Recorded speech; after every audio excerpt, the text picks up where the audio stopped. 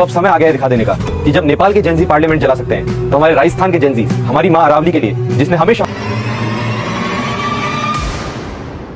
मतलब यार कितना आसान है हमारे देश को तोड़ना। और ऐसा मैं क्यों बोल रहा हूँ आओ जानते हैं। अरावली हिल्स हमारे देश में बहुत दिनों से विवाद चल रहा है। Save Aravalli hills.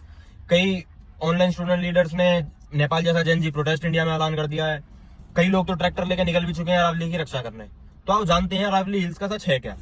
Ministry of environment supreme court को अरावली हिल्स की एक यूनिफॉर्म डेफिनेशन प्रपोज करती है, जिसमें वो बोलती है कि 100 मीटर से प्लस एलिवेशन वाले हिल्स को ही अब अरावली हिल्स माना जाएगा। सुप्रीम कोर्ट उस चीज को एक्सेप्ट भी कर लेती है, लेकिन सुप्रीम कोर्ट ने ये चीजें पहले ही बता दी गई थी कि इन एरियाज पे माइनिंग बैन रहेगी। उस पे कभी किसी ने ध्यान नहीं दिया। और जब गुड़गांव, फरीदाबाद, दिल्ली जैसे एरियाओं में, दिल्ली एनसीआर में ही पूरे में माइनिंग बैन कर दी, वाटर बॉडीज के आसपास माइनिंग बैन कर दी, ऑलमोस्ट हर एरिया में माइनिंग बैन कर दी, तो आधा अरावली तो वैसे ही बचा लिया। और दूसरी चीज जो बोल रहे हैं कि सिर्फ 100 मीटर से ऊपर तो सिर्फ 10% या 1% या 2% ही हिल्स हैं, उसके बाद तो 1 लाख से ऊपर हिल्स तो खत्म हो जाएंगी। 100 मीटर का ये मतलब नहीं है कि अगर 100 मीटर की एक हिल है तो उसको एक काउंट किया जाएगा। अगर कोई 100 मीटर की हिल है तो उसका स्लोप जितना लंबा जाएगा, जितनी दूर तक वो पहाड़ी फैली हुई होगी, उस पूरे को ही अरावली हिल माना जाएगा। और उसके अंदर 500 मीटर के अंदर अंदर अगर कोई और पहाड़ी शुरू हो जाती है तो उसको भी अरावली हिल माना जाएगा। तो ये प्रोपोगेंडा फैलाना बंद करो।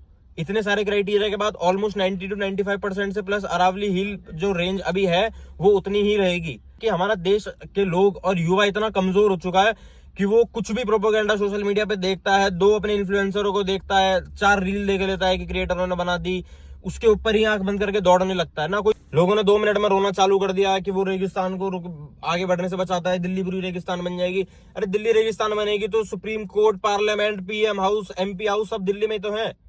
कोई प्रधानमंत्री, कोई एमपी अपना नुकसान करके क्यों अपने ही घर को, अपने एरिया को रेगिस्तान बनाएगा? ये भी तो सोचा करो। मुझे सोच कर डर लगता है कि आगे आने वाले टाइम में क्या होगा जब ये लोग, जिसको आप यूथ आइकन, इन्फ्लुएंसर मानते हो, ऐसे ऐसे लोग आके कुछ भी प्रोपेगेंडा फैलाना चालू कर देते हैं और आप लोग उसको मानने लग जाते हो। तो बस मैं इतना बोलना चाहूंगा, थोड़ा सा दिमाग लगा लिया करो, थोड़ी अकल लगा लिया करो। अगर किसी चीज पे आप ट्रस्ट कर रहे हो, किसी चीज को आप प्रमोट कर रहे हो, किसी चीज के ऊपर आवाज उठा रहे हो, तो एटलीस्ट उसके पीछे की स्टोरी जान लिया करो। आपके फेवरेट इन्फ्लुएंसर ने कह दिया, आपके पास 2 रील 4 रील लगातार आ गई, इसका मतलब वो सच नहीं हो जाता। ये चीज हमेशा ध्यान रखना।